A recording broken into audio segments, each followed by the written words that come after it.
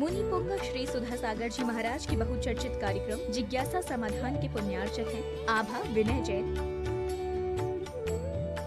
मैत्री विवेक जैन, बेबी अविष्का जैन, पुत्री दामाद Aayushi Sambhav Jain Delhi, Web Tex Fabric Private Limited Ahmedabad Gujarat.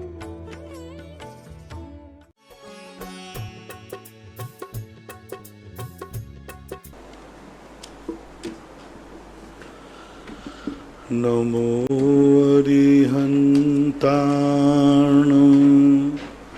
नमो सिद्धाणं नमो आयर्याणं नमो वज्रायाणं नमो लोये सव्यसाहूढम्।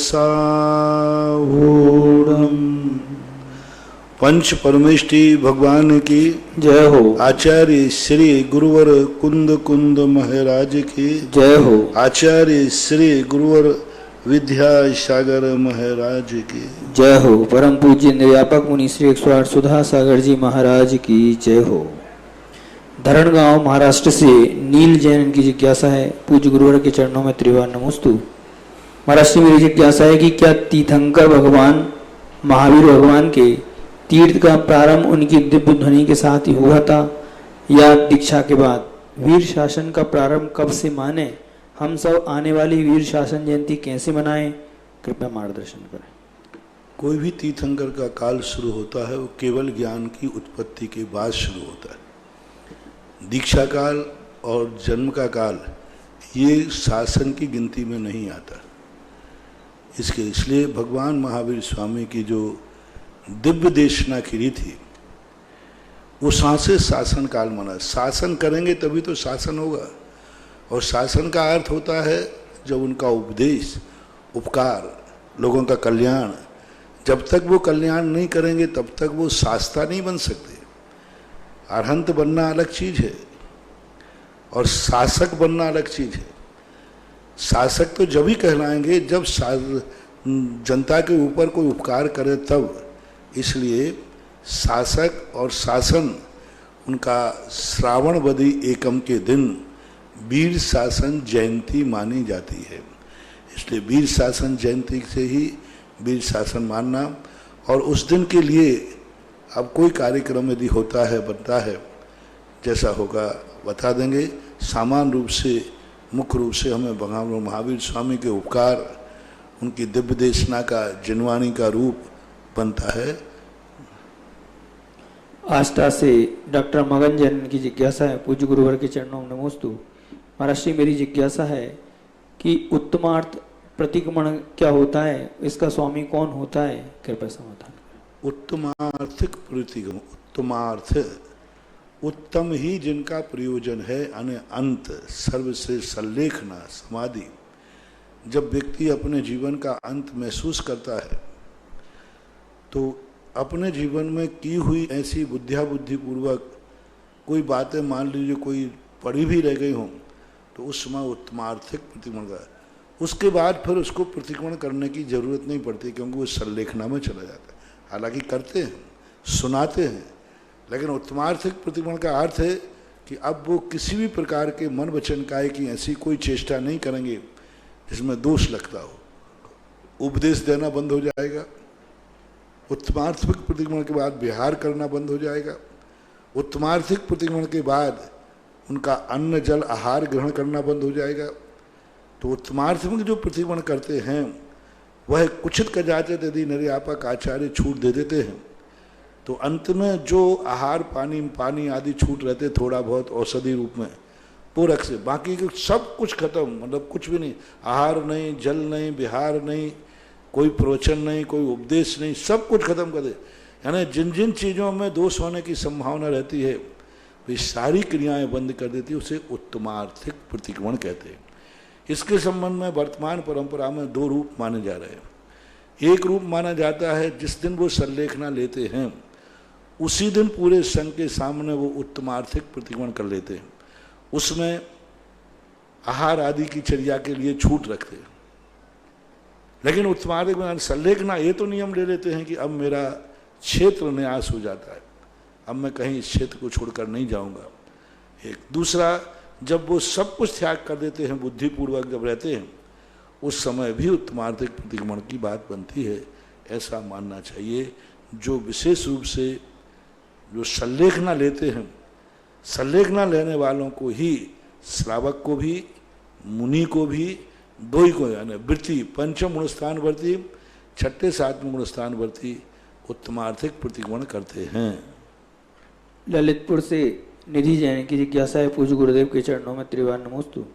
महाराज श्री, सबसे सरल धर्म देव दर्शन है जिसे सभी धर्मी करते हैं, फिर सबसे कठिन कर्म देव दर्शन से कैसे कटते हैं जिन्हें निकाचित कर्म कहते हैं? ऐसी कौन सी दर्शन की विधि है जिससे सबसे कठिन कर्म सबसे सरल विधि से नष्ट हो जाते हैं? पाषाण के अंदर भगवान का रूप देखना, इससे बड़ा चमत्कार विशुद्धि क्या होगी? सबसे बड़ी विशुद्धि होती है प्रत्यक्ष में और परोक्ष में। एक शास्त्रों में आया, चतुर्थ काल में जिन परिणामों से जितने कर्मों की निर्जरा करोड़ों सालों में होगी, पंचम काल में यदि वही परिणाम हो जाए तो 1 वर्ष में हो सकती। क्यों? पंचम काल में, चौथे काल में सब प्रत्यक्ष है, सामने उतनी विशुद्धि नहीं बढ़ती। लेकिन जब परोक्ष हो, सामने प्रतिबिंब हो, पाषाण हो, और उसमें भगवान का दर्शन हो जाना, पाषाण को भूल जाना, भगवत्ता का स्वरूप हो जाना, ऐसे अभिषेक करना जैसे वो साक्षात जिनेंद्र का अभिषेक कर रहा हो, ऐसी आंखें खोलकर देखना जैसे साक्षात जिनेंद्र को देख रहा हो, ऐसा पूजा करना जैसे साक्षात भगवान की कर रहे हो।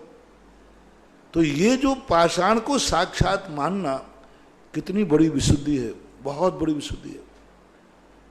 हमारे आचार्य महाराज इस बात में कहा करते हैं, गुरु के सामने बैठ करके और गुरु की आज्ञा का मानना कोई बड़ी चीज नहीं है,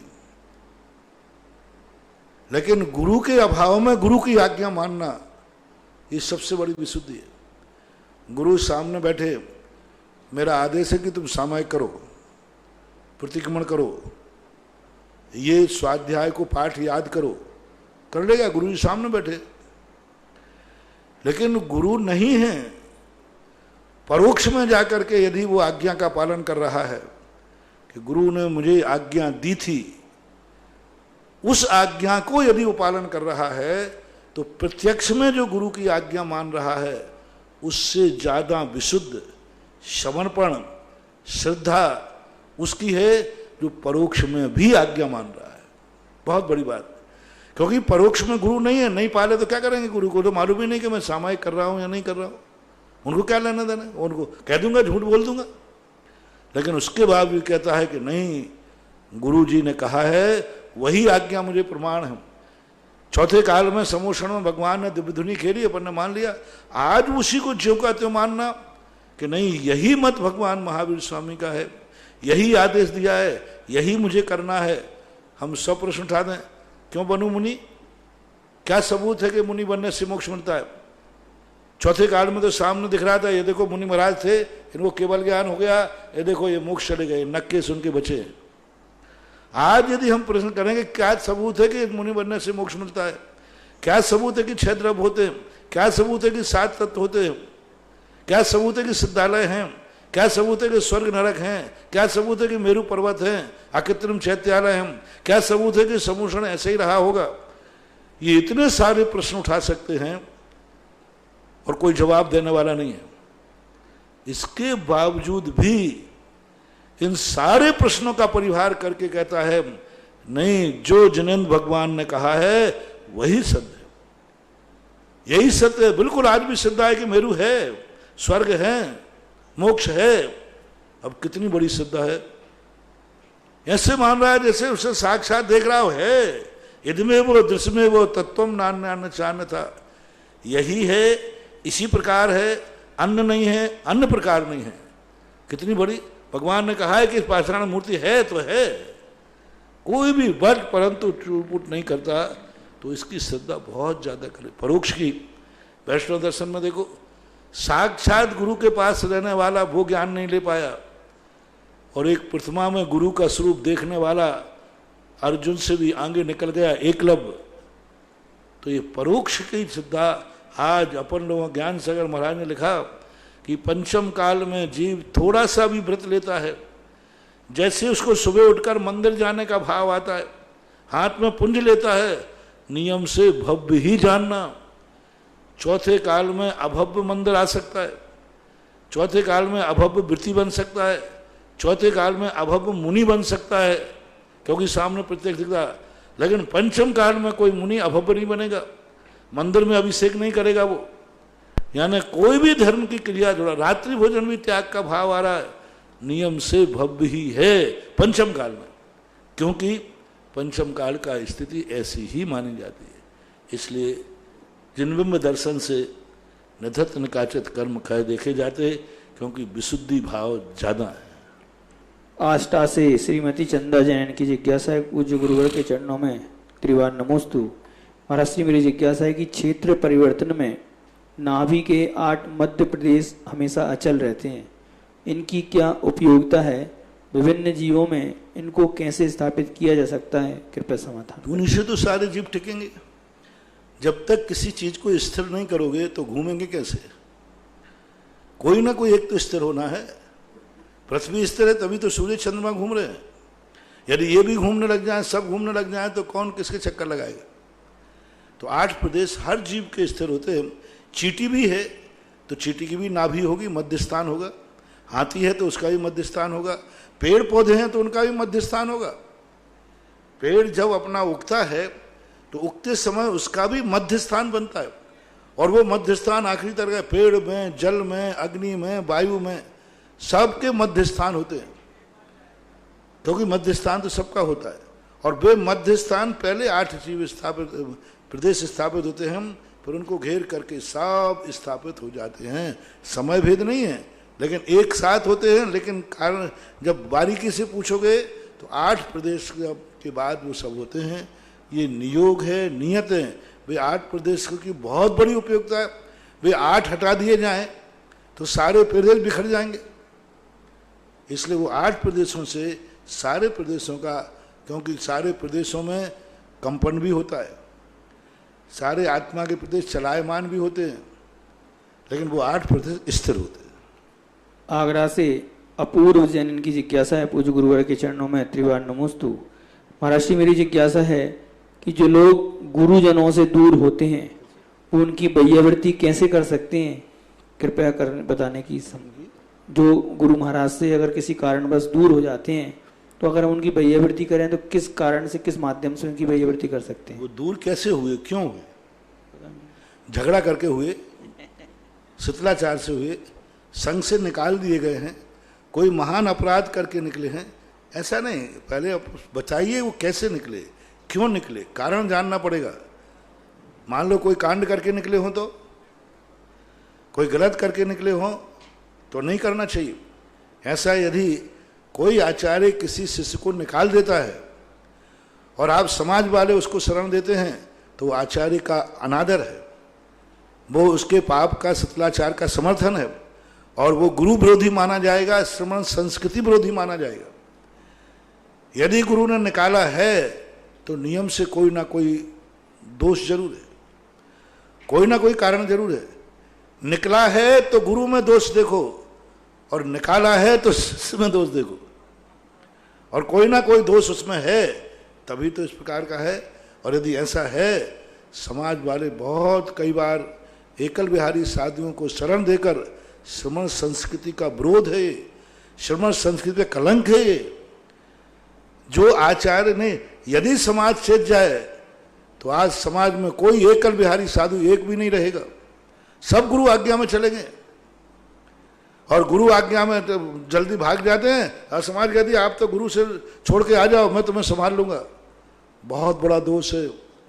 जो गुरु आज्ञा में नहीं है, गुरु की आज्ञा नहीं मानते हैं और एकल विहार करते हैं, गुरु की आज्ञा के बिना, आज्ञा से करते हैं तो कोई दोष नहीं है। शास्त्रों में गुरु भी आज्ञा देकर एकल विहार कर सकते। गुरु की, हमारे आचार्य महाराज ने एक बार कहा था, गुरु आज्ञा से यदि एकल विहार भी कर रहा है तो एकल विहारी नहीं है, वो गुरु आज्ञा उसके साथ है और संग में नहीं माना जाएगा वो। इसलिए जो जो गुरु आज्ञा में विहार करते, बिल्कुल अकेला विहार कर रहा है, कोई साधु उसके नहीं है। क्यों कर रहे हैं? बोले गुरु ने आज्ञा दी है, और जब गुरु ने आज्ञा दी है तो वो एकल विहारी नहीं माना जाता, कभी नहीं मानना चाहिए।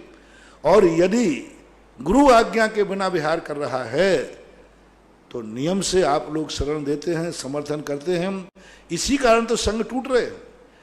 फिर बाद में वो कांड करते हैं, अरे फलाने साधु ने ऐसा कांड कर दिया, अरे ये समाज की गलती है। ऐसे एकल विहारी साधु के लिए जो गुरु आज्ञा के बिना चल रहा है, उसको शरण क्यों दी, उसको हार क्यों दिया, उसको चौका क्यों लगाया, उसका विहार क्यों कराया, उसको मंदिर में शरण क्यों दी, जब वो गुरु आज्ञा के विरुद्ध में है? तो इससे सारे संघ टूट रहे।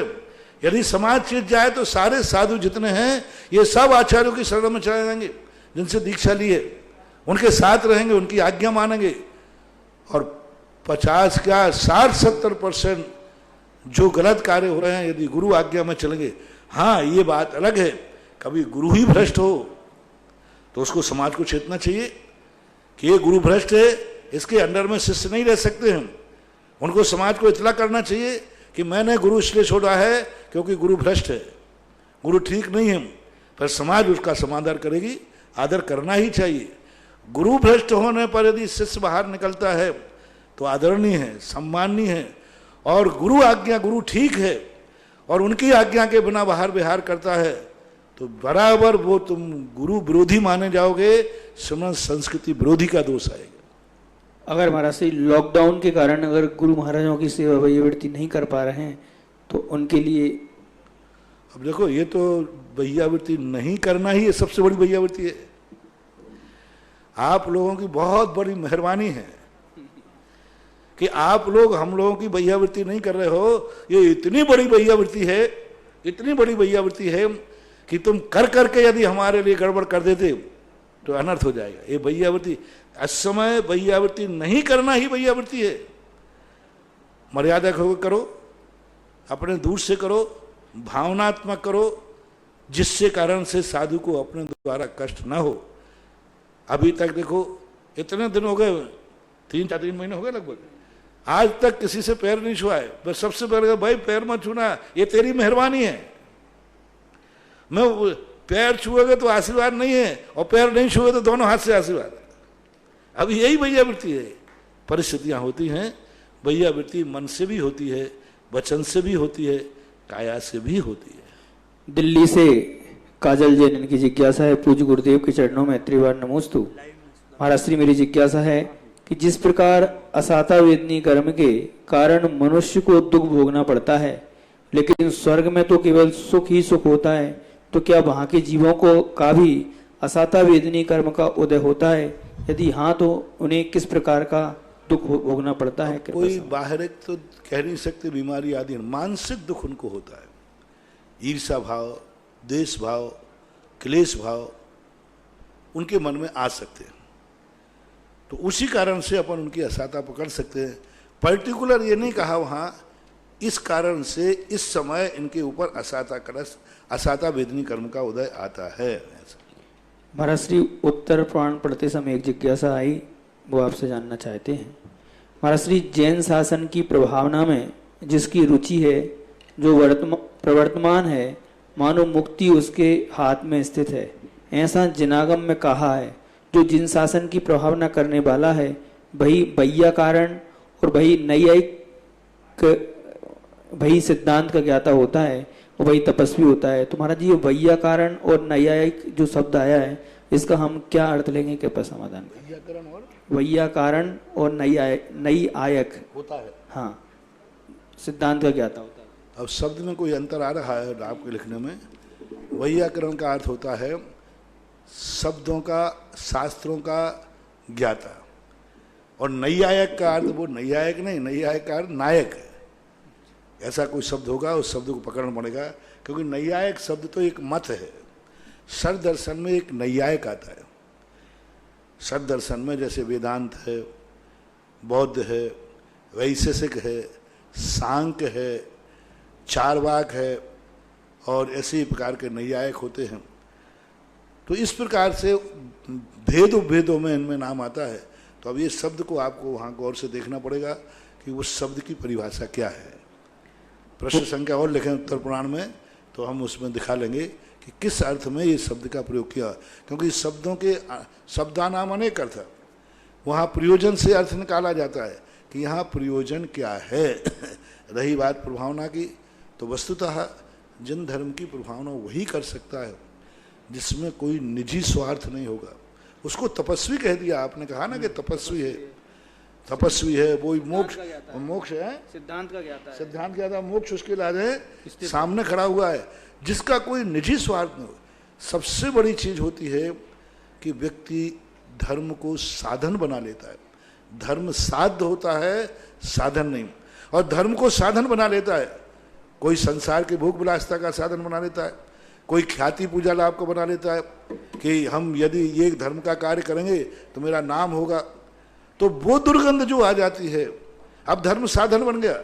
जैसे मेरे मन में भाव आया कि यह कार्य मैं करूंगा तो मेरा नाम होगा, तो हमने धर्म को यूज कर लिया, वो साधन हो गया। अब तुम्हारे लिए मोक्ष मार्ग नहीं बनेगा, हमारे लिए मुनि बन जाएंगे तो हमारा खूब यश होगा, हमारी खूब पूजा होगी, तो ये साधन हो गया, साध्य नहीं हुआ। साधना है हमें उसके लिए, ना कि साधन बनाना है।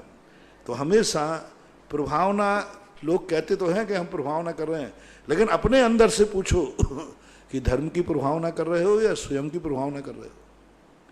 तुम्हारे अंदर कहीं ये नाम तो नहीं आ रहा है कि मेरा नाम, जब नाम छूट जाता है, नाम नहीं लेता है, तो आपको कैसा लग रहा है? आपका काम हुआ, धर्म की खूब जय जयकार हो रही है, सब तरफ से लोग बोल रहे हैं, लेकिन तुम्हारा नाम कोई नहीं ले रहा है। कोई कह रहा है देखो भाई, ये देखो कितना बढ़िया बना है, कितना अच्छा है, बहुत बढ़िया, बहुत बढ़िया, बहुत बढ़िया, बहुत खूब बढ़िया कह रहा है, लेकिन एक बार वो तुम्हारा नाम नहीं ले रहा है कि नाम इन्होंने किया, तो आपको उस समय क्या फफूंद आ रही है? अरे सब बोला, एक नाम तो बोल दो छोटा के मैंने किया। यदि ये भाव आ रहा है, खुश होना चाहिए। नाम भले नहीं आ रहा है, लेकिन जो कार्य मेरे से हुआ वो सबको लाभ कितना दे रहा है, देखो कितनी प्रशंसा हो रही, कितना बढ़िया काम हो रहा है, कितने लोगों का कल्याण हो रहा है। यदि ऐसा आनंद तुम्हें आ रहा है और तुम्हारा नाम नहीं बोल रहा है, तो समझ लेना चाहिए तुम्हारा प्रभावनांग है। और जो विशेषण दिए हैं, ये विशेषण ऐसे ही प्रभावक पर लागू होते हैं जो कहता है, और किसी से प्रभाव ना हो, हमसे ही नहीं, वही काम दूसरे ने कर दिया। अक्सर क्या होता है कि वही काम मैं करूं तो बहुत अच्छा है, दूसरा करे तो उसकी हम बुराई करते हैं, हमें खुशी नहीं होती, हमें खुशी नहीं, क्योंकि हमें क्या लाभ है। एक दिन हमने 2-3 दिन प्रवचन दिए थे, एक सबसे बड़ी दुर्गंध होती है, कोई कार्य कर रहा है, अच्छा कार्य, सब कुछ है, तुरंत मन, इससे हमें क्या लाभ है? हमें क्या लाभ है? यदि ये आ गया तो ये विशेषण नहीं होंगे, और यदि ये नहीं आया तो विशेषण पक्के हैं, वैसा ही मानना चाहिए। मुंबई से विजय जैन, इनकी जिज्ञासा है, महाराज श्री के चरणों में त्रिवार नमोस्तु। महाराज श्री, मेरी जिज्ञासा है कि आपने बताया कि अरिहंत और सिद्ध तीर्थंकर पर्याय रूपी होते हैं, ना कि द्रव्य रूपी।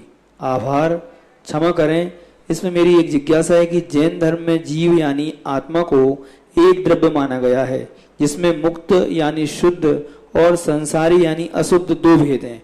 तो क्या सिद्धों को मुक्त यानी शुद्ध आत्मा रूपी होने से द्रव्य रूपी नहीं माना जाना चाहिए? संसारी आत्मा कर्मों से बंधी होने से अशुद्ध व पर्याय फिर भी कही जा सकती है क्या? कृपया समाधान करें।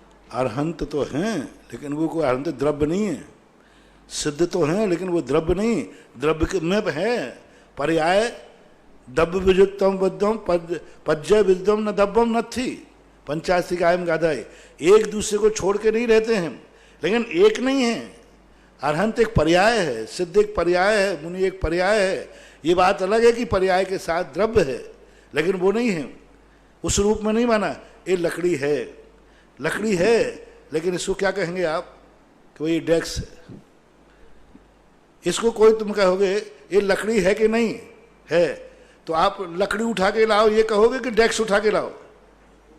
चौकी लकड़ी की है तो आप चौकी कहोगे, चौकी पर्याय है। तो इसी प्रकार से उदाहरण दिया।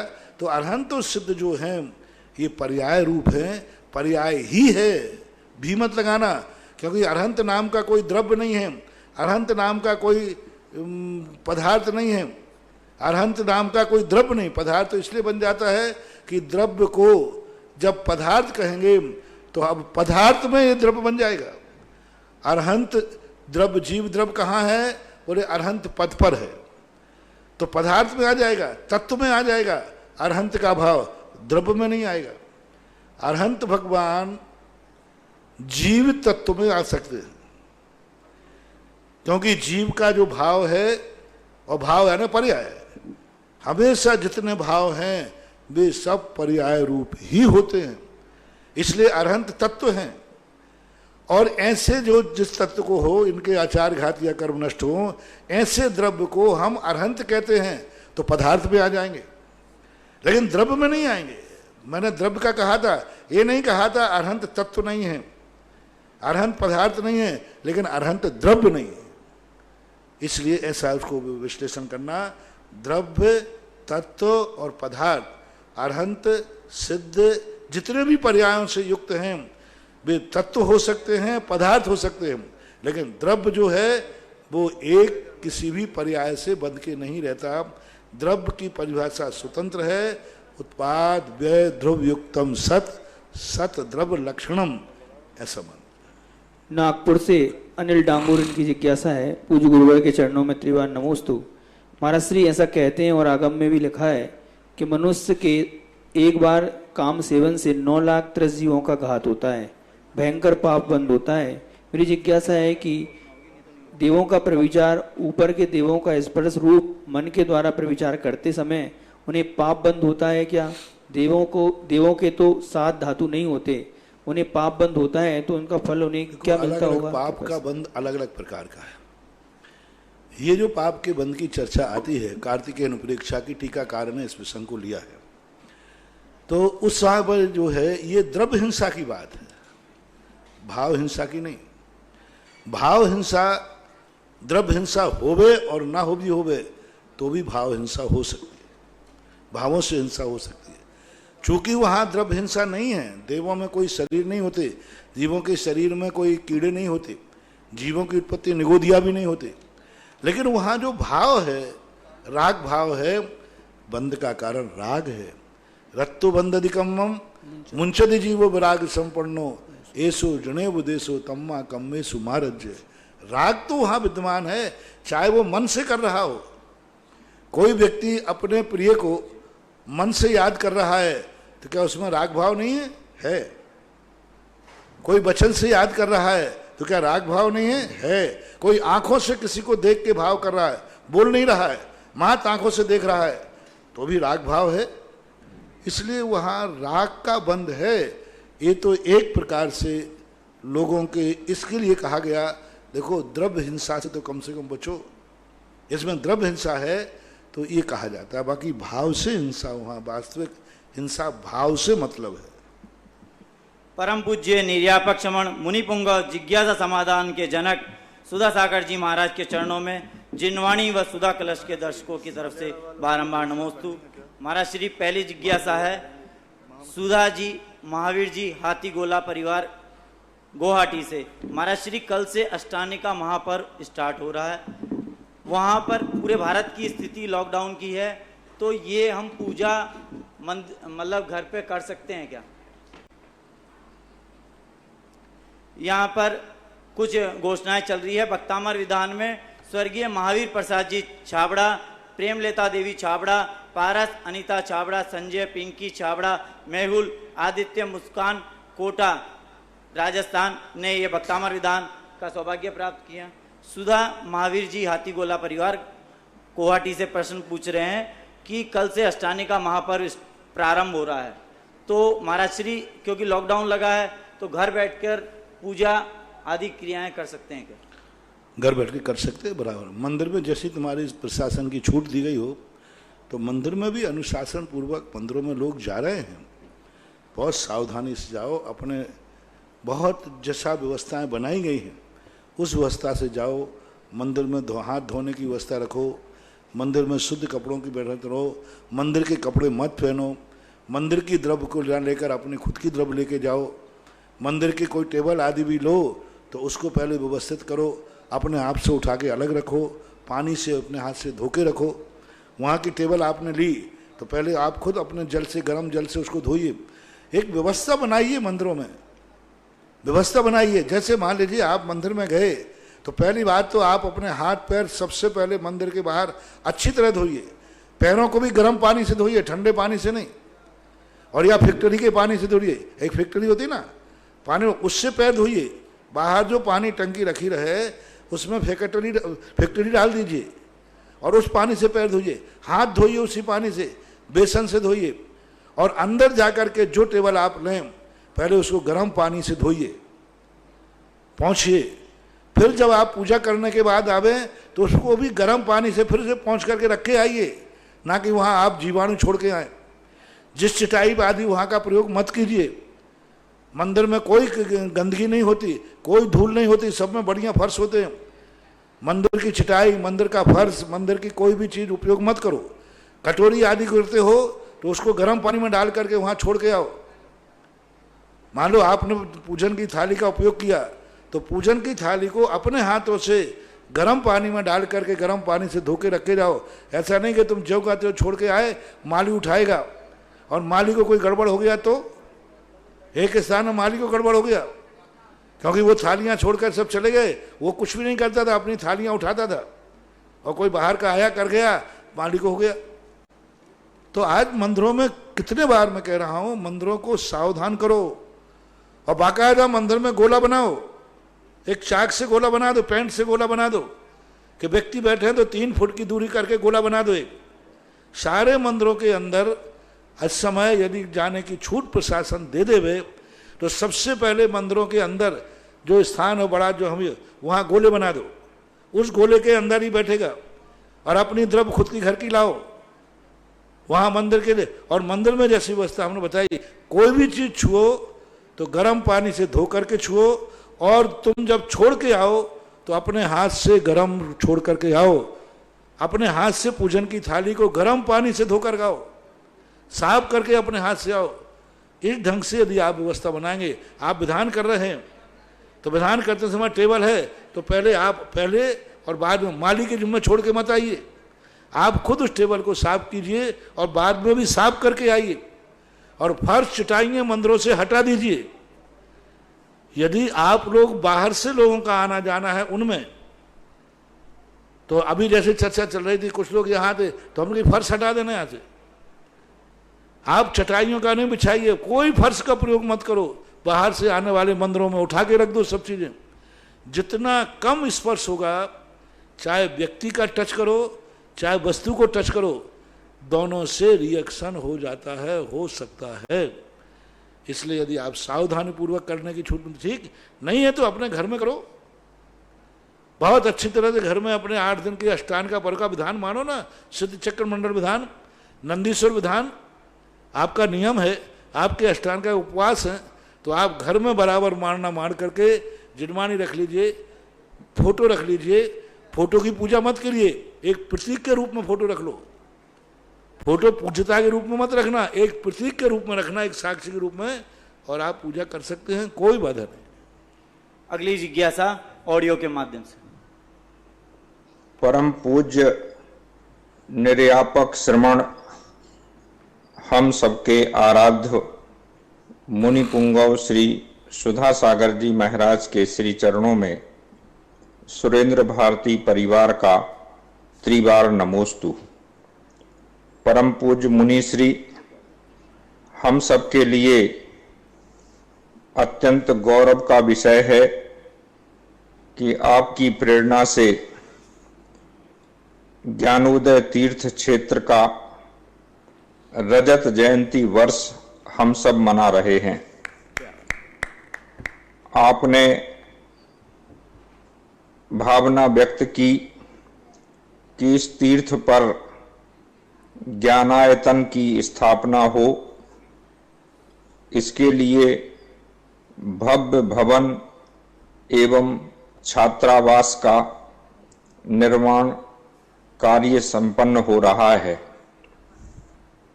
कुछ समाजजनों की ऐसी इच्छा है कि अभी तक इन दोनों कार्यों के पुण्यार्जकों की घोषणा नहीं हुई है। आप जो भी कार्य की प्रेरणा देते हैं उसमें पहले से पुण्यार्जक आ जाते हैं। आपकी भावना से यदि समाज अवगत हो सके तो इन दोनों कार्यों के लिए भी पुण्यार्जक सामने आएंगे।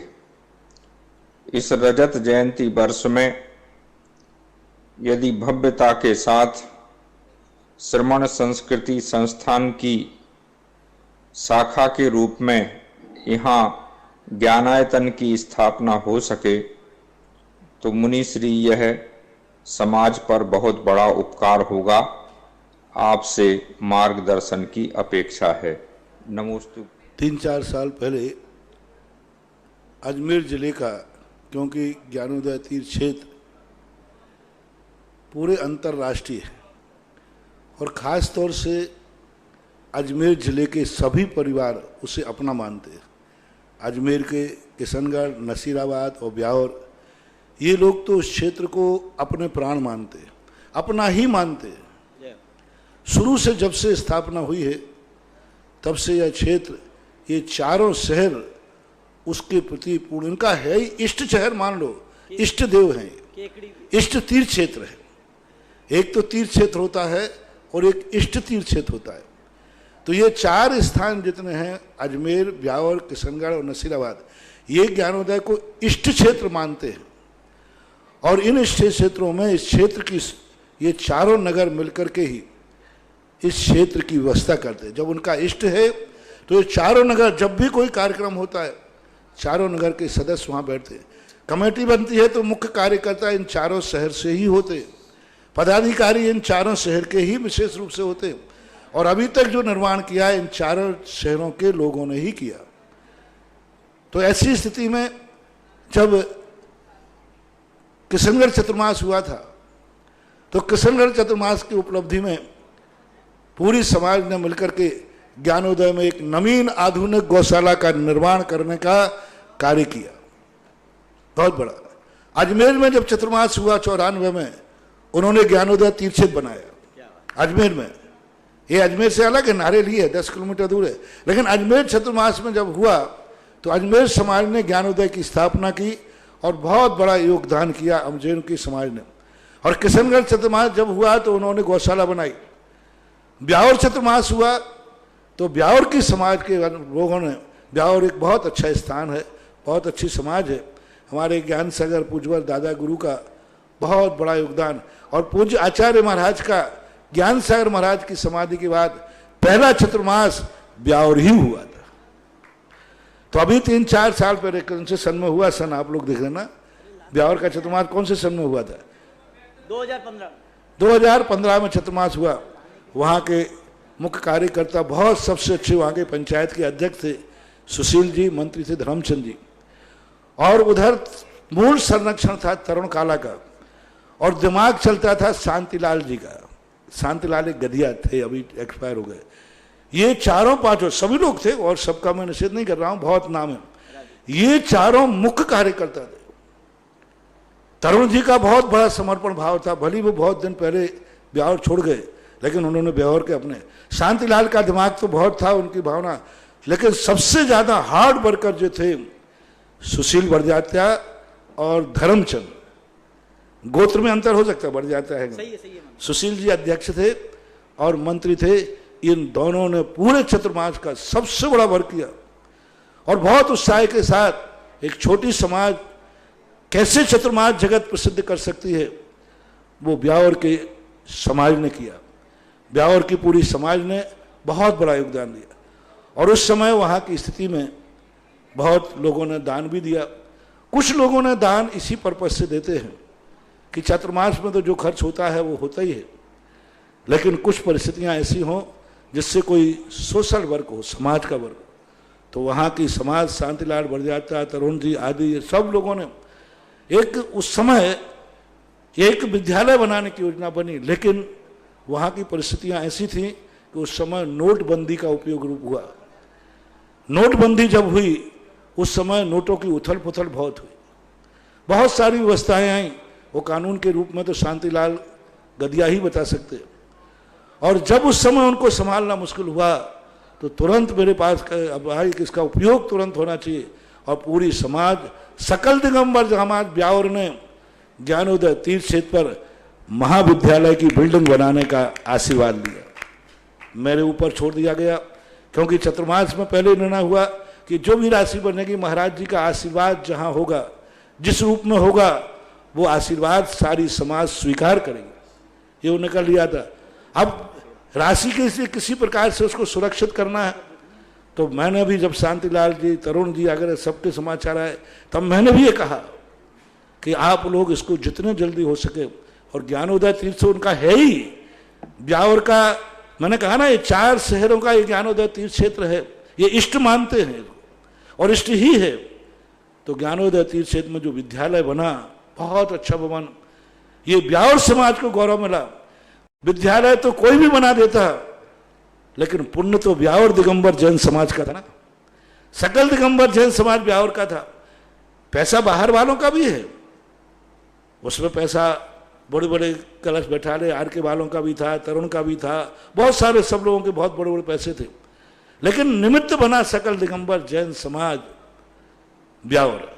और सकल दिगंबर जैन समाज ब्यावर ने वर्षायोग समिति, जो भी उनका नाम हो, नाम मुझे ध्यान नहीं है, वर्षायोग समिति ने, और जो भी वहां पर एक ट्रस्ट बनाया था उन्होंने तात्कालिक, उस ट्रस्ट ने मिलकर के ये सारा का सारा निर्णय लेकर के और ये स्थापना की विद्यालय की। आज ब्यावर समाज का नाम पूरे भारत में 1-2 साल के बाद देखना, उस पर लिखा जाएगा इस विद्यालय का निर्माण किसने किया, सकल दिगंबर जैन समाज ब्यावर। वर्षायोग समिति का भी नाम आएगा, लेकिन सकल दिगंबर जैन समाज ब्यावर ने किया। वर्षायोग समिति का भी नाम आएगा, उसमें इन लोगों ने किया।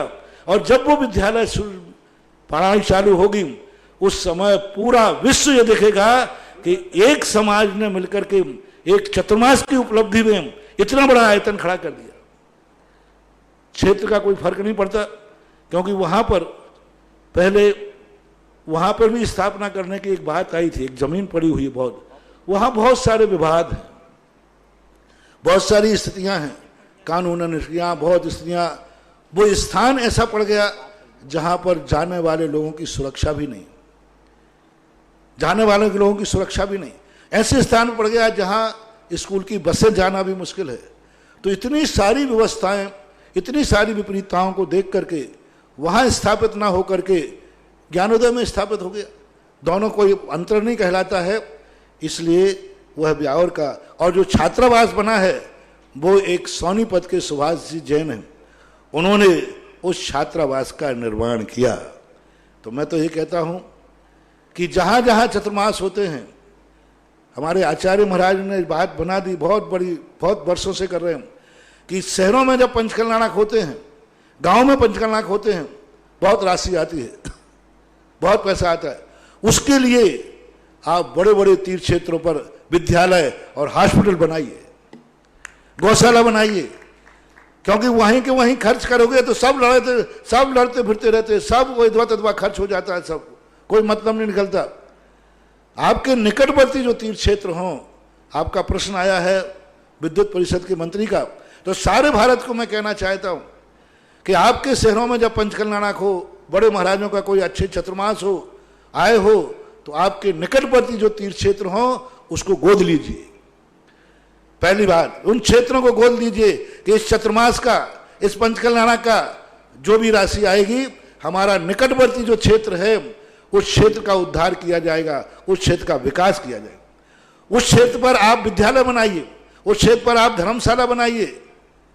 आपके पंचकल्याणक आपके नगर में होवे, लेकिन आपका निकटवर्ती क्षेत्र कौन सा माना जाता है, जो आपसे जुड़ा हुआ हो, आप इष्ट मानते हो, जो उस क्षेत्र का विकास कीजिए।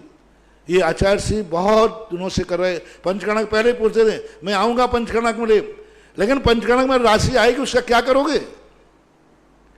तो फिर समाज संकल्प करती है कि जहां आचार्य महाराज कहेंगे, तो आचार्य सिंह का हमारा कोई क्षेत्र तो है नहीं, तो आचार्य सिंह कहते हैं जो तुम्हारे निकटवर्ती क्षेत्र हो, जो तुम्हारा सोशल वर्क हो, उस क्षेत्र के लिए आप समर्पित कर दीजिए। नहीं जाए तो बनेगा नहीं, क्योंकि तुम्हें तो कोई पैसा देने वाला है नहीं। जिंदगी में कभी भी कोई समाज चाहे कि इतना पैसा इकट्ठा कर ले, नहीं आएगा पैसा तो साधु के निमित्त से आएगा। आचार्य से आ गए, हम लोग चले गए, तो इस निमित्त से पैसा आ जाता है, तुम्हारे पुण्य से नहीं। तुम्हें तो कोई 1100 रुपया देने में भी थोड़ा सोचेगा, सही बात है, विचार करेगा। तो अब साधु के निमित्त से पैसा आता है। हम लोग नहीं जाएं, चतुर्मास नहीं करें या पंचकर्णक नहीं करें तो बात बनती नहीं, आपको हानि है, और करें तो धन का दुरुपयोग होता है, धन का सही उपयोग नहीं हो पाता है। तो सारी समाज से मेरा कहना है, आचार्य श्री हमेशा पंचकर्णक कहते, ये पैसा पंचकर्णक का फलाने तीर्थ क्षेत्र में जरूरत है, फलाने गौशाला में जरूरत है, फलानी पृथ्वी स्थली में जरूरत है, वहां भेज देते, चतुर्मास में से भेज देते, पहले निर्णय। इसी प्रकार से अब आप लोगों से मेरा कहना है, किशनगढ़ वालों ने जो इतिहास बनाया कि चतुर्मास के बाद उन्होंने जो राशि थी गौशाला बना दी ज्ञानोदय में, ब्यावर वालों ने कितना बड़ा कार्य किया, कितना बड़ा कार्य किया अपने चतुर्मास की स्मृति में। अपने नगर में पैसा आता चला जाता, चतुर्मास की स्थिति में ज्ञानोदय तीर्थ में इतना बड़ा विद्यालय खड़ा कर दिया। अब हजारों लाखों यात्री वहां आएंगे और जब देखेंगे कि ब्यावर दिगंबर जैन समाज ने आदर्श प्रस्तुत किया है, जो ब्यावर जैन समाज ने आदर्श प्रस्तुत किया है, ये भारत की हर जैन समाज को ये सबक लेना चाहिए, शिक्षा लेना चाहिए, भारत की हर समाज को लेना चाहिए, हर शहर वालों को लेना चाहिए, जो ब्यावर वालों ने किया, जो किशनगढ़ वालों ने किया। ऐसी गौशालाएं बनाए, एक एक चतुर्मास के निमित्त थे। तीर्थ क्षेत्रों में चतुर्मास होते तो वहां तो विकास होता ही है, लेकिन जब शहरों में चतुर्मास हो तब की बात कर रहा हूं, जब गांव में चतुर्मास हो तब की बात कर रहा हूं। आप किसी उसके निमित्त से किसी तीर्थ क्षेत्र में गौशाला की स्थापना कीजिए। आज कितना बड़ा किशनगढ़ वालों ने आदर्श प्रस्तुत किया, गायों का अस्पताल बनेगा वहां, बहुत बड़ा किशनगढ़ समाज बनाएगी, चालू हो गया काम, बना रही है। अब देखो वहां पर लिखा जाए किशनगढ़ जैन समाज ने पशुओं के लिए हॉस्पिटल बनाया, गौशाला बनाई, वहां लिखा जाएगा कि यह विद्यालय दिगंबर जैन समाज ब्यावर ने बनाया, आदर्श मस्तक ऊंचा उठ जाएगा, सारे तरफ से दुआ ही दुआ आएगी। तो मैं भारतवर्षीय मंत्री ने प्रश्न किया है, तो सारे भारत के जैन समाज को कहता हूं कि जो ब्यावर वालों ने और किशनगढ़ वालों ने आदर्श प्रस्तुत किया है, वह आदर्श हर शहर को करना है, अपने निकटवर्ती क्षेत्र। मैं ये नहीं कह रहा हूं कि आप बंबई भेजें, कलकत्ता भेजें, कहीं भेजें, आप तो निकटवर्ती क्षेत्रों में जहां आपकी जरूरत पड़े, जहां आपका निकटवर्ती क्षेत्र हो, वहां आप अस्पताल, विद्यालय, गौशाला, धर्मशाला जो करें। साधुओं के चतुर्मास तो कराएं शहर में, और उसमें जो आय होवे, ये ध्यान रखना, साधु की भावना के लोगों ने साधु के निमित्त से दान दिया है, समाज के लिए दान नहीं दिया। समाज के निमित्त से दान मंगवा के देखो कितना देंगे लोग। अब घोषणा करो आपके समाज के लिए इतना दान चाहिए भारतवर्ष से, 101 रुपए की शांतिधारा होती है। कोई शहर वाले घोषणा करें, मैं माइक से यहां से करवा दूंगा, फलाने शहर वालों को इतना रुपया, तो यही पूछे गुरुजी हैं क्या वहां? तो ये पैसा जब आता है चतुर्मासों में तो साधु के निमित्त से आता है। तो साधु की जो भावनाएं होती हैं, उस भावना के अनुसार उसको खर्च करना चाहिए। हमारी भावना है जहां जहां शहरों में जब भी होवे, तब ऐसे तीर्थ क्षेत्रों का विकास हो, ऐसे तीर्थ क्षेत्रों में कार्य हो। जो ब्यावर समाज ने एक आदर्श प्रस्तुत किया है, वो एक आदर्श है सारे भारत के लिए। इस आदर्श को आदर्श मान करके, और ब्यावर समाज के लिए बहुत बहुत आशीर्वाद देता हूं कि उन्होंने इस समाज के लिए बहुत बड़ा एक, भारत के लिए एक अपना कहना चाहिए एक मार्ग प्रशस्त किया, भारत का एक मंगलाचरण किया, और सारे लोगों को एक संकेत दिया कि एक ऐसा कार्य करो। और इनके लिए, और मैंने इनका कहा, इन लोगों ने बहुत अच्छा, बहुत भावना, बहुत मेहनत, सबका नाम होगा। पूछा जाएगा कि ये विद्यालय, ये चतुर्मास किसकी अध्यक्ष कार्यकाल में हुआ था? उस समय पंचायत का अध्यक्ष कौन था? उस समय ये विद्यालय बना था, उस समय का अध्यक्ष कौन था? ये सारे नाम आज नहीं, थोड़ा पुराना होने दो, फिर नाम देखो कितना आता है। हर चीज जितनी पुरानी होती जाती है उतनी ज्यादा उसका नाम रोशन होता है। ये छिछोरेपन जो होते हैं ना छुटके लोग, वो तो घर में ही भेंट कर देते हैं। अरे सेंट्रलाइज बनो रे जैन समाज के लोगों। जैन समाज की सबसे बड़ी दुर्दशा है सेंट्रलाइज नहीं है। सेंट्रलाइज मानो, जिले के लोग मिलकर के एक तीर्थ क्षेत्र को अपना मानो। कुछ छिछोरे लोग ऐसे होते हैं जो समाज को तोड़ देते हैं, तीर्थ क्षेत्रों को तोड़ देते हैं, बांट लेते हैं। हमें क्या लेना था उस क्षेत्र से, हमारा तो गांव ये है। वे गांव नहीं, घर में तो वे भाई को बंटवारा कर देते हैं। उस भाई से हमें क्या लेना ना, होगा उसका छोकरा। देखो कैसे छिछोरापन होता है तुम्हारे घरों में। यानी एक माँ से जन्म लेने वाले दो भाई एक दूसरे से द्वेष करते, हमें उससे क्या मतलब, हो तो उस भाई का छोकरा है। ये मानसिकता तुम्हारे लिए एक दिन मिटा देगी। नहीं, हम भाई मिले, हम नगर मिले, हम जिला मिले, हम देश मिले और हम सारा विश्व मिले, एक रूप में कार्य करना चाहिए। तो ये बहुत बड़ा कार्य हुआ और विद्यालय और छात्रावास चालू होने वाला है। कितना बड़ा पुण्य, पुण्य देखो वहाँ आज जो पढ़ाई होती है वो सब लोग व्यवहार में कैसी पढ़ाई हो रही, क्या हो रहा है सबको मालूम है। अपने क्षेत्र के ऊपर बच्चे पढ़ने आएंगे, हजारों बच्चे उसमें पढ़ेंगे और वो नमोकार मंत्र सीखेंगे। यहाँ से पढ़ने वाले व्यक्ति को अंडा शाकाहार नहीं बताया जाएगा और वे जब दुआ देंगे तब कहेंगे। देखो एक बार मैंने संस्मरण सुनाया था कोटा का, एक विद्यार्थी एक कमरे में रह करके उस जो पाटिया लगा था ना उस कमरे के बाहर, उसको नमस्कार कर रहा था, ऐसे नमस्कार कर रहा था, फोटो ले रहा था। मैं सौ से आया, मैंने कि भैया मंदिर नहीं है तो पाटिया। अरे महाराज जी मैं उस सेठ जी को नमस्कार कर रहा हूँ जिस सेठ ने एक कमरा बनाया था, इसी कमरे में रह करके मैंने पढ़ाई की है और आज मैं धन भी कमा रहा हूँ और धर्म भी सुरक्षित है। यानी हॉस्टल में कमरा बनाने वाले का विद्यार्थी पैर पड़ रहा है और हाव भाग कह रहा है कि धन्य। इसी प्रकार जब उस विद्यालय में से लोग पढ़ के निकलेंगे तब वो बाहर जब देखेंगे दिगंबर जैन समाज ब्यावर ने विद्यालय बनाया, उन हजारों बच्चों की दुआ जब ब्यावर जैन समाज के लिए पहुंचेगी उस समय देखना उसका क्या रूप बनता है। वो है भंडार। और यदि तुम्हारा अनुमोदना नहीं हुई, यदि तुम्हारे मन में कोई बात हुई तो फिर नहीं पहुंचेगा, फिर तो तुम्हारा जो है वो भी समाप्त हो जाएगा। इसलिए पैसे का चतुर्माद जिस साधु के निमित्त से जिससे आता है उसका उपयोग करना चाहिए। ये सोचना चाहिए कि मेरे निमित्त से तो कभी दान आ नहीं सकता, साधु के निमित्त से, धर्म के निमित्त से आया है। और यदि कोई तीर्थ क्षेत्र का विकास होता है और एक विद्यालय बनता है तो ये बहुत बड़ी चीज हुई। ब्यावर समाज के लिए बहुत बड़ा आशीर्वाद, मेरे आशीर्वाद से ही उन्होंने लेकर के यह कार्य किया।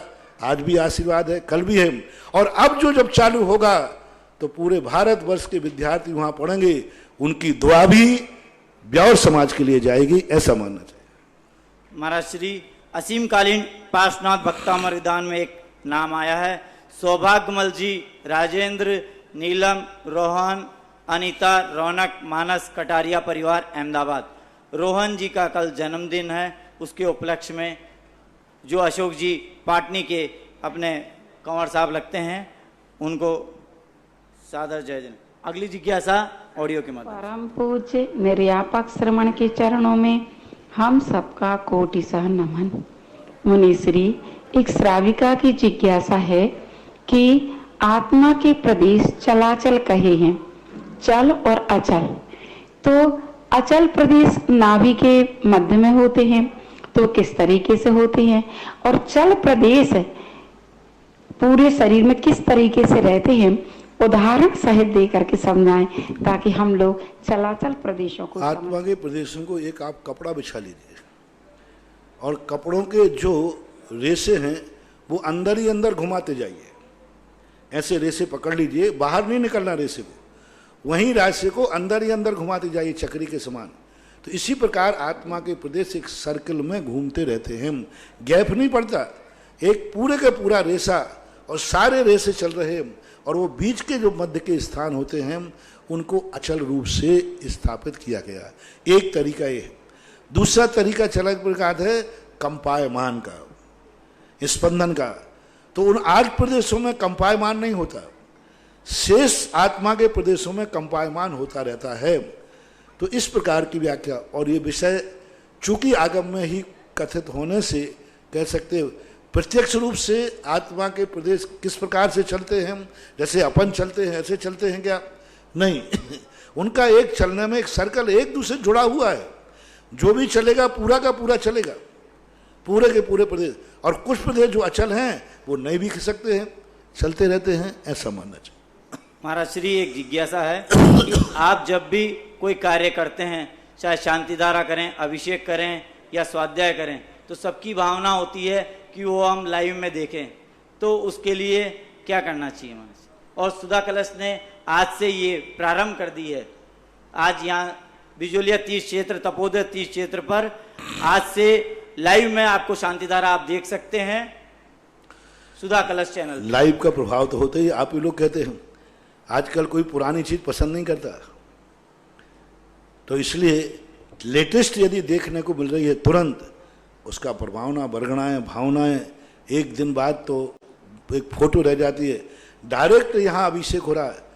एक प्रवचन में भी आप लोग कहते हो यही प्रवचन यदि लाइव बंद करा दी जाए, एक दिन बाद देवें तो बहुत सस्ते में हो जाएगा। ये टीवी वाले कहते हैं महाराज जी यदि इस प्रवचन को हम कल देवें और कल का परसों देवें तो बहुत सस्ते में हो जाएगा। एक वीडियो बनाना है, कुछ नहीं। लेकिन जनता कहती है कि लाइव का तो एक मजा है। जनता वो देखना चाहती है जो वहां घटित हो रहा है तुरंत तुरंत मुझे देखने में आना चाहिए। 24 घंटे तो बहुत, यानी 24 घंटे बाद प्रवचन का मूल्य इतना गिर जाता है और लाइव का मूल्य बहुत ज्यादा होता है। लाइव में मान लीजिए 5 रुपया खर्च होते हैं और यही प्रवचन एक दिन पर रखो तो 1 रुपये में हो जाएगा। सही है, सही है। अब लाइव का मूल्य कितना हो गया? 4 गुना, 4 गुना ज्यादा हो गया। लाइव करने से 5 रुपया लगता है और लाइव नहीं करने से एक दिन बाद करोगे तो 1 रुपये में हो जाएगा, यानी 4 गुना प्रभाव मूल्यांकन होता है। इसी प्रकार शांति धारा यदि लाइव देखता है तो उसका 4 गुना ज्यादा है, और फिर बाद में देखता है तो सही, वो भी है, लेकिन वो तो फिर ठीक है। कभी जिंदगी भर देखते हो, यूट्यूब में तो हमेशा पढ़िए, यूट्यूब के अंदर बताते हैं कि हमेशा शांति, जिस भगवान का जहां का चाहो उस समय कभी भी देख लो। लेकिन लाइव का तो लाइव ही है। और सुधा कलश वाले ने पहली बार प्रयास किया है। अभी तक कहीं की शांति धारा, नहीं, पहली बार ही हुआ। कहीं की भी शांति धारा अभी तक शायद लाइव में नहीं आती हो तो मुझे पता नहीं है, लेकिन बहुत आए। और ये प्रयास उन्होंने लाइव करने का किया है, बहुत अच्छा प्रयास है। लाइव का एक महत्व होता है और लोगों को तुरंत के तुरंत शांति धारा देखने को मिलेगी। अच्छा प्रयास, आशीर्वाद। आप सबको यदि सुधा कलश चैनल पर लाइव में शांति धारा देखनी है तो ये एक यूट्यूब का चैनल है, मोबाइल का चैनल है, टीवी पर नहीं आता है। आपको इसके लिए प्ले स्टोर में जाकर सुधा कलश एक ऐप है, उसको आप डाउनलोड कर लें और उस पर आपको यदि कोई जिज्ञासा है तो वो भी भेज सकते हैं। और सुधा कलश चैनल यूट्यूब को आप सब्सक्राइब कर लें। जैसे ही सुधा कलश चैनल से कोई भी आपको शांति धारा या कोई प्रवचन या जिज्ञासा, स्वाध्याय, तो आपको तुरंत मैसेज आएगा और आप उसको देख सकते हैं। आप सुधा कलश चैनल को डाउनलोड कर सकते हैं और यूट्यूब पर सुधा कलश को सब्सक्राइब कर लें। अगली जिज्ञासा, और इस शांति धारा के पुण्यार्जक हैं कमला, इस महीने के पुण्यार्जक है कमला देवी, प्रकाश चंद जी, अनिल, रेखा, सीमा, बरखा, विशाल पाटनी, इम्फाल, मणिपुर से। और ये जो 1 महीने का पुण्यार्जक है अपने विवेक जी, विनय जी, आभा मैत्री, वेबटेक्स लिमिटेड, अहमदाबाद, जो पारस, जिनवाणी और सुधा कलश चैनल जो 1 महीने के, ये वो शख्स हैं जिन्होंने पहली बार महाराज श्री का 9:40 पर पारस पे चालू किया था प्रवचन। उनको बहुत बहुत साधुवाद। नमोस्तु नमोस्तु नमोस्तु गुरुवर। मैं ऋतु जैन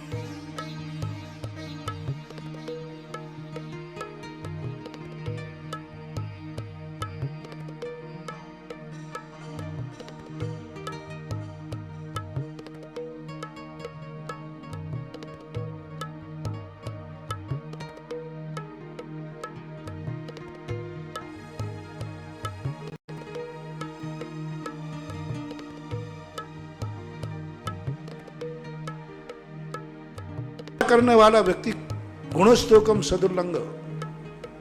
तो आज अपने प्रति अपन लिए आचार्य के प्रति श्रद्धा है, उस श्रद्धा के बल पर अपन उनको जो कुछ भी कहना चाहें कह सकते हैं। देखा श्रद्धे ने तो क्या दिया, गुरु ब्रह्मा गुरु विष्णु गुरु देवा महेश्वरा। अब गुरु को ब्रह्मा विष्णु महेश कह दिया। क्या वो ब्रह्मा थे? क्या वो विष्णु हैं? क्या वो ब्रह्मा विष्णु महेश हैं? नहीं है, ब्रह्मा विष्णु महेश अलग हैं। लेकिन श्रद्धा करने वाला भक्त कहता है मेरे तो यही ब्रह्मा यही विष्णु है यही महेश्वर है। तो ये भक्त के अंदर श्रद्धा के अंदर अपन लोग उनके लिए कुछ भी कह सकते हैं। वो क्या है क्या नहीं है ये अपने श्रद्धा इस पर नहीं देखती, भक्त इस पर नहीं देखता। भक्त तो ये देखता है मेरा भाव क्या कह रहा है कि क्या है मेरी दृष्टि में। तो एक तो वे स्वयं होते हैं और एक भक्त की दृष्टि में होते हैं। तो भक्त की दृष्टि से अपन उनको इस प्रकार की उपाधियां या इस प्रकार का श्रद्धा भाव रख सकते हैं तो कोई दोष नहीं। अजय कुमार जैन गंज बासोदा से नमोस्तु महाराज श्री। महाराज श्री जो अपन मतलब 8 वर्ष अंतिम मुहूर्त में अभिषेक का आता है तो ये तिथि से मनाना चाहिए कि तारीख से मनाना चाहिए? मतलब तारीख पहले आ जाए और तिथि बाद में आए तो तिथि से हम तो तिथि का समर्थन करेंगे क्योंकि नक्षत्र आदि सब तिथि से मिलते हैं, तारीखों से नहीं बनते। अगली जिज्ञासा। महाराज जी नमोस्तु नमोस्तु नमोस्तु। मैं सुशील का बड़ा भाई इंद्र प्रकाश बोल रहा हूँ मोदी नगर से। महाराज जी ने कुछ टाइम पहले ये दिखाई दिया 3-4 बजे कि मैं भगवान का अभिषेक कर रहा हूँ पूजा कर रहा हूँ और मुझे ये कहा जा रहा है कि तुम्हारा गति का बंद हो गया है। तो ऐसे कौन सी गति मिलेगी मुझको? और जब स्वप्न में देखा तो स्वप्न में पूछ रहे थे कौन सी गति मिलेगी। अब मुझे क्या पता कौन सी गति मिलेगी। अब आपको एक अनुमान दे रहा हूं कि आप अपने जीवन में कोई ऐसा नियम ले लें जिसको प्राण पर्यंत नहीं तोड़ेंगे। तो ऐसा यदि आपके नियम लेने का भाव हो रहा हो तो देवगति का बंध है। और आपको महाराज नियम तो नहीं लूंगा तो फिर मैं बोलूंगा नहीं। इसलिए एक कोई नियम लेने में आप और ऐसा नियम लेना है कि चाहे भली मेरी मृत्यु हो जाए मौत हो जाए कितना ही संकट आ जाए मैं इस धर्म के नियम को नहीं तोड़ूंगा। यदि ऐसा तुमने संकल्प कर लिया तो फिर पूज्यवर नेमिचंद महाराज के अनुसार मैं घोषणा कर दूंगा कि आपको देवगति का बंध हुआ। और यदि आपने नियम नहीं लिया तो फिर मैं घोषणा नहीं करूंगा कि आपको कौन सी गति का बंध हुआ। अगली जिज्ञासा ऑडियो की। तो नमोस्तु नमोस्तु। गुरुदेव मेरी जिज्ञासा है कि हम लोग भगवान नेमिनाथ को नमोस्तु गुरुदेव। मैं वैभव काला सूरत से कृष्ण को 3 बार नमोस्तु नमोस्तु नमोस्तु। गुरुदेव मेरी जिज्ञासा है कि हम लोग भगवान नेमिनाथ को अरिष्ट नेमी क्यों कहते हैं? कृपया जिज्ञासा का समाधान करें। नमोस्तु। भगवान नेमिनाथ को अरिष्ट नेमी क्यों कहते हैं? अरिष्ट नेमी के 2 अर्थ होते हैं।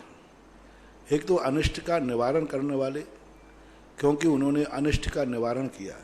वैराग्य हुआ तो जीवों को बचाने के भाव से, एक अनिष्ट की स्थिति को देख करके और अनिष्ट को टालने का उनका भाव हुआ, इसलिए अरिष्ट नेमी कहते हैं। और अरिष्ट का अर्थ सर्व सिद्धि भी होता है। तो उन्होंने अपने आप में एक ऐसी मौके पर जहाँ संसार की तरफ जाने का निमित्त था और एकदम मुख मोड़ करके अपने सर्वार्थ की सिद्धि की, इस अपेक्षा से भी। अगली जिज्ञासा। मेरा प्रश्न है कि मैं जिस मंदिर में रोज पूजा करती हूँ वहाँ तीन वेदी थी। बाकी सभी वेदी में भगवान के लिए चांदी के बर्तन रखे थे। पहली वेदी में बर्तन नहीं थे तो मेरा मन किया कि मैं पहली वेदी में चांदी के बर्तन स्थापित कर दूं। जब मैं बर्तन स्थापित करने के लिए बर्तन बनवाने गई तभी मुझे मन में ख्याल आया कि एक बहुत सुंदर सा छत्र और मैं भगवान के ऊपर चढ़ा देती हूँ। तो मैंने एक छत्र बनवा लिया। इस प्रकार मैंने वो चांदी के बर्तन और छत्र मंदिर में रखवा दिए। परंतु आज मुझसे कमेटी के एक मेंबर ने कहा कि छत्र तो 3 चढ़ते हैं, तो ऐसी परिस्थिति में मुझे कोई दोष लगेगा या मुझे 3 छत्र चढ़ाने चाहिए या फिर मैं एक छत्र ही चढ़ा सकती हूँ और समाज के अन्य लोग मिलके 2 अन्य छत्र बनवा सकते हैं? कोई बात नहीं। ऐसे में मुझे क्या करना दान जो है अपनी शक्ति प्रमाण बोला जाता है। एक छत्र चढ़ाने में कोई दोष नहीं। एक क्षत्र तो छोड़ो, एक क्षत्र की शक्ति नहीं है तो एक क्षत्र की लड़ी भी चढ़ा सकते हैं। एक क्षत्र की लड़ी, मानो जो झालर होती है ना, झालर, मुक्ता फल प्रकर जाल प्रदूष वैसा, तो वो भी चढ़ाओ तो कम है। इसलिए इसमें कोई बाध्यता नहीं है, जैसी शक्ति हो वैसे ही आपको कोई दोष नहीं आएगा, आपने अपनी शक्ति प्रमाण चढ़ाया। अगली जिज्ञासा ऑडियो के माध्यम से। मेरे गुरुवर के चरणों में आलोक मोदी ललितपुर परिवार का बारंबार नमोस्तु।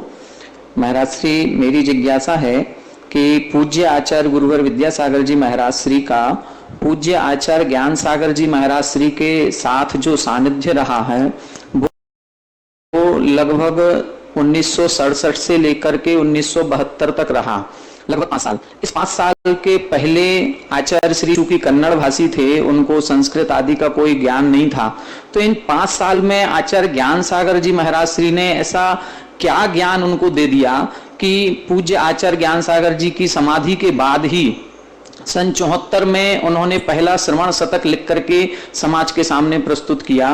और इतना ज्ञान उनके अंदर कहाँ से आया? ये ज्ञान क्या उनकी भक्ति से आया, या ये ज्ञान उनके समर्पण से आया, या पूज्य आचार्य ज्ञान सागर जी का वात्सल्य उनके ऊपर था, उस वात्सल्य की देन है, या उन्होंने इतना परिश्रम किया? 5 साल तो महाराज श्री हम लोग भी छात्रावास में आपके आशीर्वाद से श्रवण संस्कृति संस्थान में अध्ययन किया, और 5 साल क्या, हम लोगों ने तो और कई साल वहां रहे हैं, अन्य गुरुओं से सबसे अध्ययन किया, लेकिन हम लोग अपने आप को देखते हैं कि इतने साल अध्ययन करने के बाद भी हम लोगों में वो योग्यता नहीं आई। लेकिन पूज्य आचार्य गुरुवर के अंदर ऐसी योग्यता कैसे आई? ये भक्ति कहें या समर्पण कहें या पूज्य गुरुवर का वात्सल्य कहें, किसका परिश्रम, किस कारण से ये हुआ? कृपया जिज्ञासा करें। कार्य होता है एक कारण से नहीं होता, उसमें अनेक कारण बनते हैं। आचार्य गुरु का भी वात्सल्य है, शिष्य का समर्पण है, और दूसरा सबसे बड़ी चीज जो अभी दैनिक प्रवचन चल रहे हैं, वर्तमान का उनका पुरुषार्थ। 18 घंटे पढ़ा है उन्होंने। आप देखिए सुबह से लेकर के कितने पीरियड लगते थे उनके, सुबह से 6 से 7, 7 से 8, फिर आहारचर्या, क्योंकि ज्ञान सागर महाराज जी प्रवचन वगैरह ज़्यादा नहीं करते थे, सामाजिक कार्यों से उनका कोई विशेष वो नहीं था, तो उनका काम पढ़ाना था, इनका काम पढ़ना था।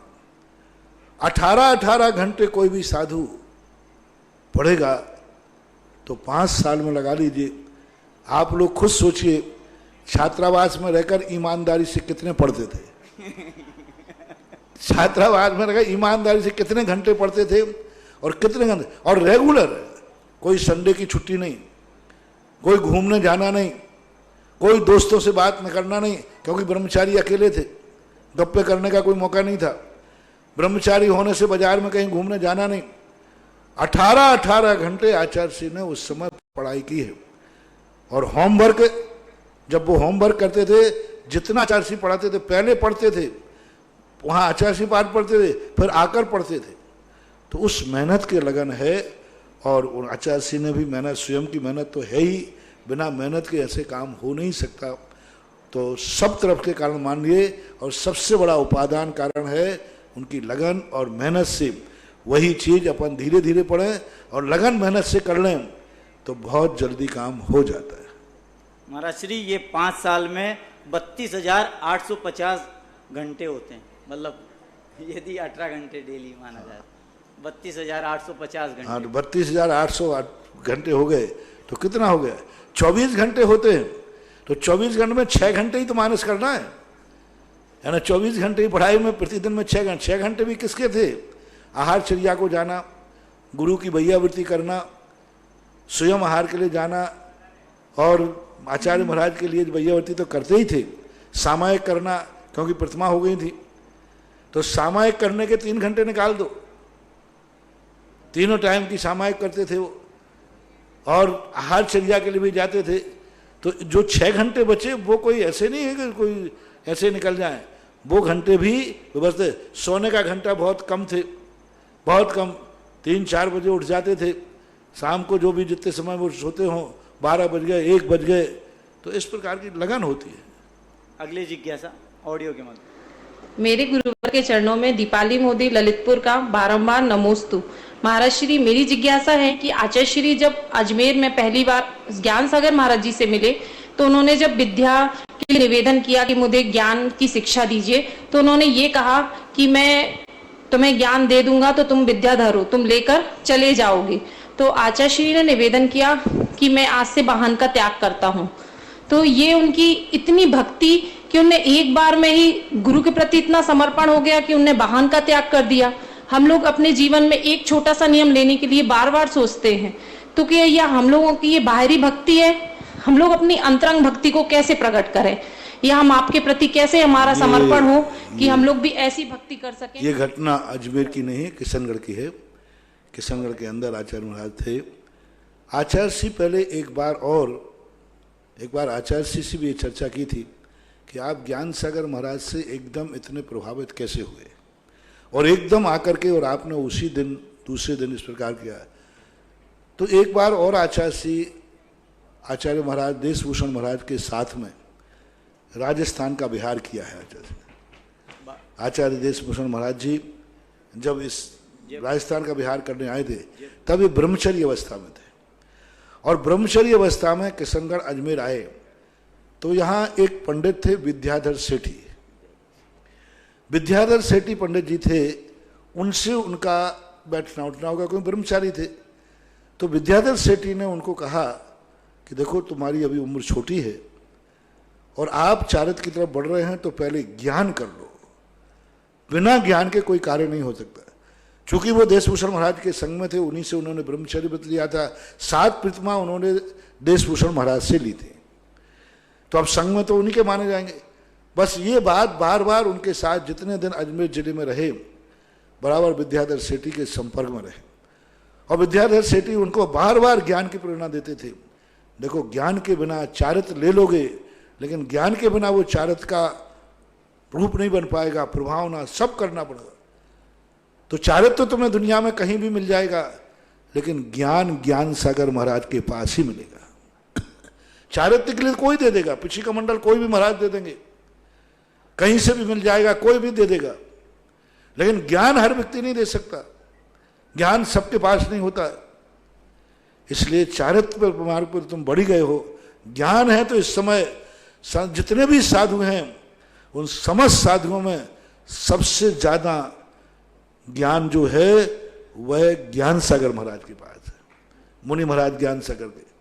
अब उस समय मात्र उनके विद्याधर सेठी ने ही उनके दिमाग में इस प्रकार की बात को स्थापित कर दिया। महाराज जी दक्षिण की तरफ बिहार कर गए, ब्रह्मचारी भी दक्षिण की तरफ चले गए, और दक्षिण में जाकर के उनको बस वही विद्याधर की बात घूमती थी। वहां जाने के बाद ज्ञान करो पहले, और ज्ञान सागर महाराज के पास है, ज्ञान करो पर बस वही उनके दिमाग में घूमता रहा। जब भी वो कोई भी क्रिया करें, जब उनको आवे, तब उनके मन में यही बात आवे, ज्ञान करो, ज्ञान सागर महाराज के पास है। बस वो धुन उनकी लगी रही। दक्षिण में जाने के बाद भी उनके मन में ऐसी बात बैठाल दी थी विद्याधर सेठी ने कि वो वहां से फिर चल करके और सीधे ज्ञान सागर महाराज के पास आए और समर्पित हो गए। उनकी समर्पण की कहानी यह है। निर्यापक्षमण मुनि पुंग श्री सुधासागर जी महाराज की जय।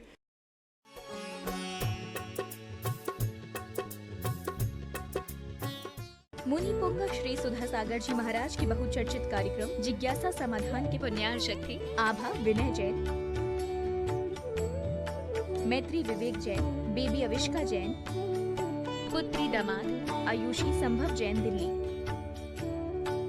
Web Tex Fabric Private Limited Ahmedabad Gujarat.